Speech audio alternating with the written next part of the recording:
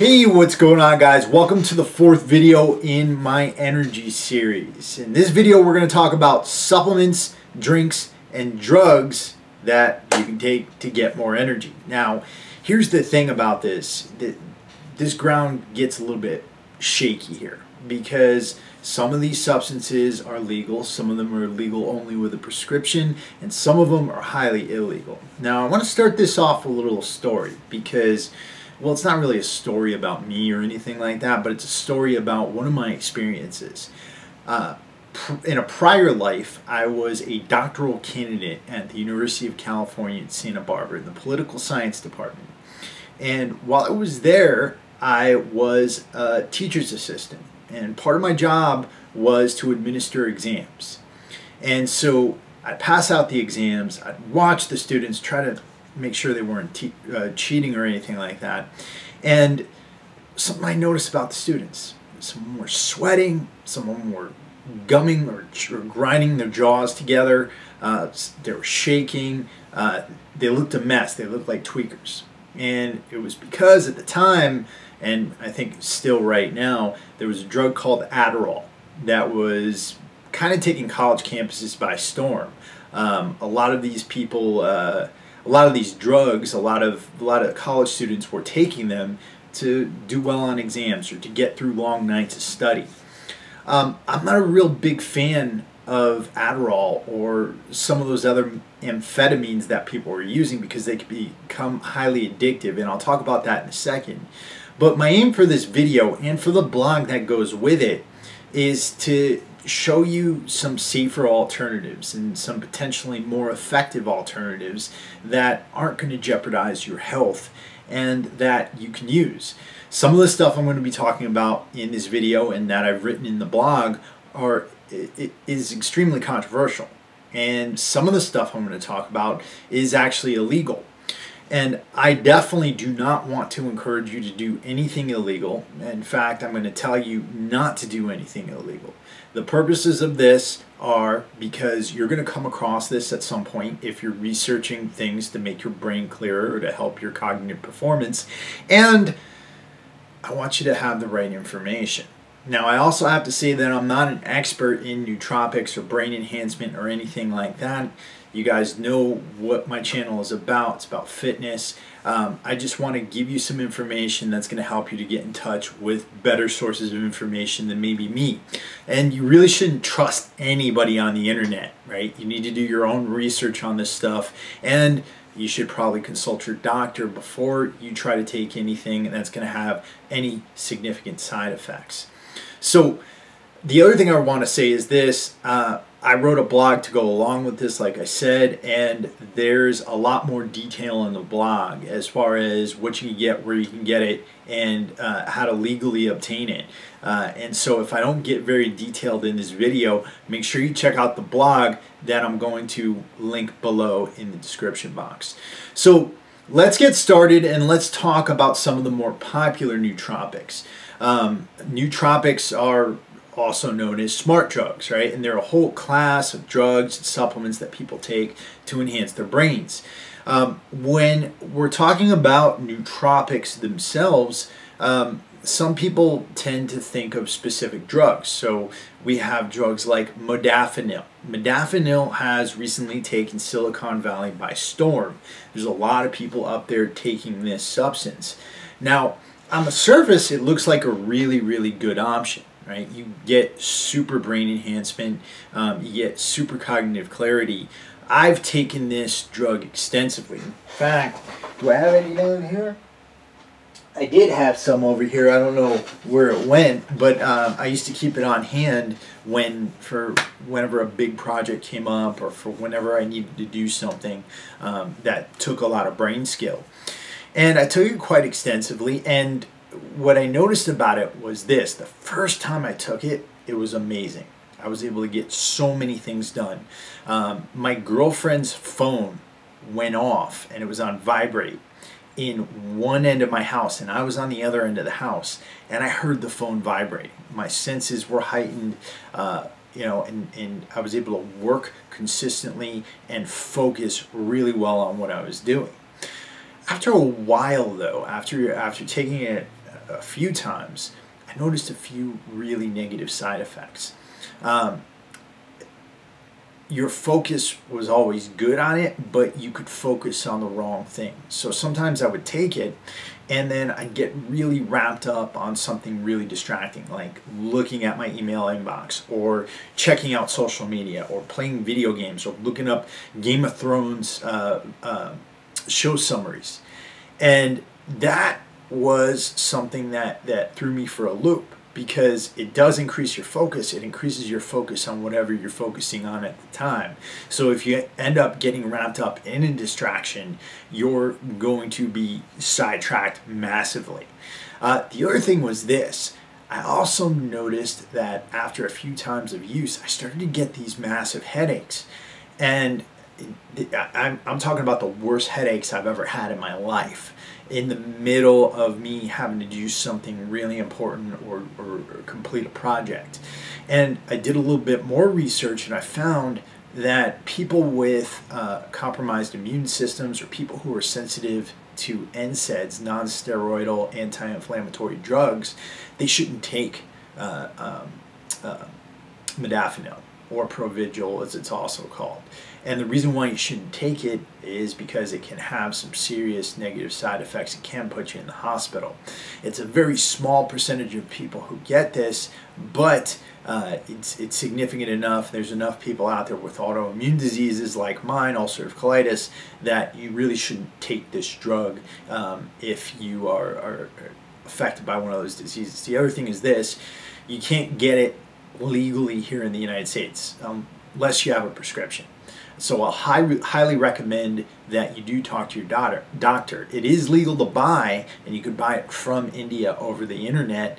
But again, just pay attention to those risks. Keep in mind what I said, and use it responsibly and safely. There's another form of modafinil out there also. It's called Adrafinil, and you can get this without a prescription. It converts in your liver to modafinil in about 45 minutes to an hour. So you can get that without a prescription, but because it has to pass through your liver, it does have some crazy effects on your liver. And I wouldn't recommend using that every day, and especially if you've had a history of liver disease or anything like that, because you can end up with a highly inflamed liver, and that's not good for anybody. The next thing I talk about in the blog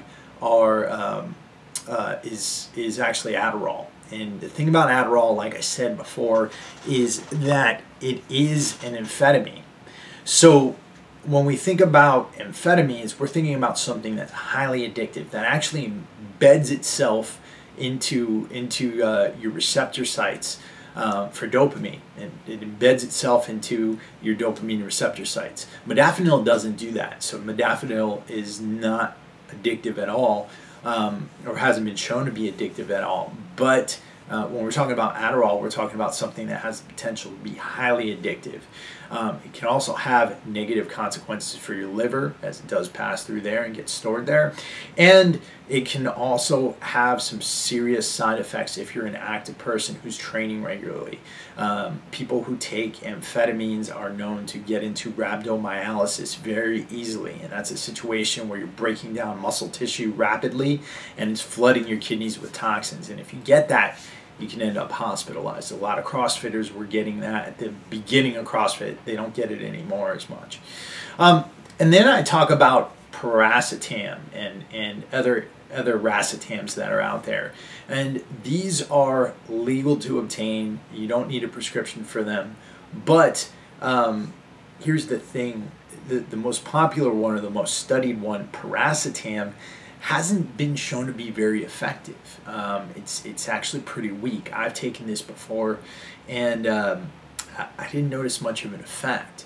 The other analogs of Piracetam, like Aniracetam and Oxiracetam, and there's a couple other ones out there, are known to be a lot stronger and a lot more effective. But if you do take a racetam, you really should supplement with choline, because racetams they increase the uptake of choline from your body. You need that, and so you should be supplementing with it. And additionally, it's known that choline and racetams actually work synergistically together, and it'll enhance the effects of whatever racetam you're taking. The next thing is something extremely controversial, and I have to warn you guys, this is not legal. You don't want to cross this threshold, or if you do, do it at your own risk. And this is microdosing psychedelics. Now, we've known for a while that psychedelics have an effect on the brain. You know, when I'm talking about psychedelics, I'm talking about LSD, I'm talking about psilocybin, and I'm talking about mescaline or peyote. We all know that they have an effect on the brain. They can have a significant effect on the brain.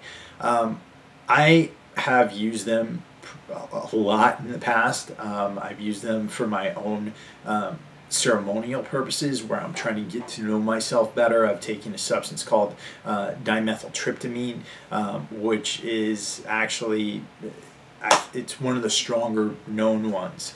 And I could talk more about this stuff in another video, and I could talk about my own DMT trip.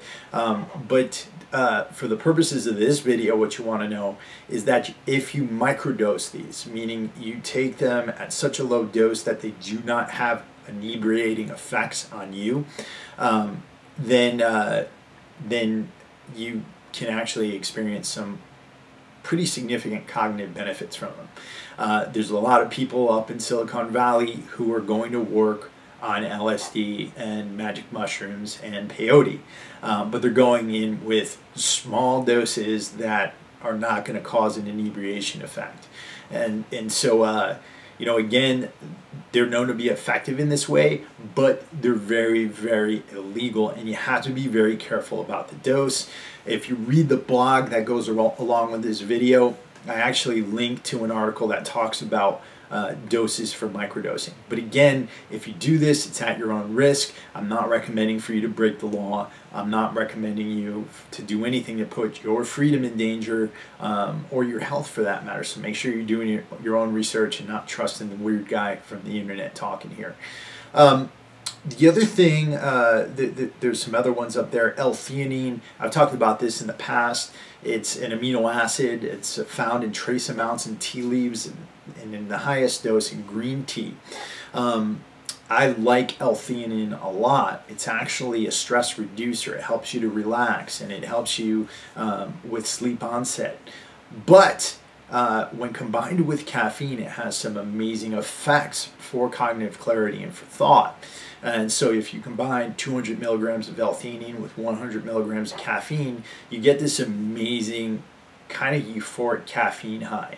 You don't get a crash afterwards. You feel relaxed after you've taken it, and it actually extends the caffeine high out. And again, you don't get any more jitteriness or any kind of the negative effects you get from drinking a cup of coffee or anything like that.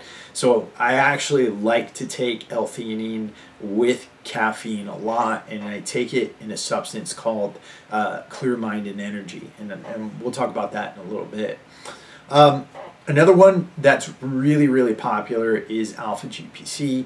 That's known as alpha glycerophosphocholine, I think, right? I hope I'm pronouncing that right. Alpha glycerophosphocholine. Now, this is one of the most popular supplements out there that's known to have a brain enhancement effect. And the cool thing about this is that there's multiple benefits here, both for people who want to enhance their brains and for athletic performance. So as far as a brain enhancement perspective, there's been double-blind placebo-controlled studies, thanks to certain supplement companies, that have demonstrated that alpha GPC has a really positive cognitive effect. It's also been demonstrated to increase power output amongst athletes, along with steady strength. So those three benefits are right there. It's also known to help to increase growth hormone, and that's why it's in another product that we sell, that's called dimethyltryptamine, which is a human growth hormone secretagogue, and I talk about that in the blog article too. Really fantastic supplement that I use. It sprays under the tongue. It has liposomal technology in it that helps you to absorb these nutrients better, and doesn't just contain alpha GPC. It's got a few other awesome amino acids and products in there that help with growth hormone release, including GABA. So alpha GPC is pretty awesome, and it's legal, and you can get it anywhere. Couple of other things I talk about in the article. I talk about Clear Mind and Energy, which is kind of like a goo, and we sell it at Warrior Soul, and it's pretty awesome because it's got guarana, which has a little bit of caffeine in it. It's got green tea extract, which has some L-theanine in it. It's got maca, which is an adaptogen, rhodiola, which is another adaptogen, and a couple of other ones. Hesperin, which is also known to reduce stress, and a form of B12 in there that's also known to give energy. So you have this awesome kind of mix that comes together, and you don't get jittery from it. It lasts for hours afterwards. I've taken it, and I've still felt the effects up to 6 hours after taking it, but it's not the kind of effect that's gonna really keep you jittery or that's gonna keep you from going to sleep. And it comes in a goo, and you just stick it underneath your tongue, and anything you purchase as far as dimethyltryptamine or Clear Mind and Energy, percentage of that goes to the Warrior Angels Foundation, which is the reason why these supplements exist. Dr. Mark Gordon used these in his practice to help to treat veterans affected with traumatic brain injury. So we give a percentage of any income that comes from these products back to the Warrior Angels Foundation to help veterans get in touch with better treatments for traumatic brain injury. And then finally, I talk about energy drinks. And this is the thing about energy drinks. They're awesome at making you feel like a rhesus monkey on crack for a couple hours, and then they cause a huge crash. I don't like them very much. They're not that effective, and they're loaded with sugar and artificial sweeteners, or artificial sweeteners, depending on what you get. That's not to say I haven't drank a lot of energy drinks in my time. You know, my time in the Marine Corps and my time as a student, I took tons of energy drinks. But after kind of suffering the consequences of the burnout that you get from them, the dehydration you get from them, and the massive inflammation that you get from them as far as the sugar and the sweeteners go, I'm really not a fan.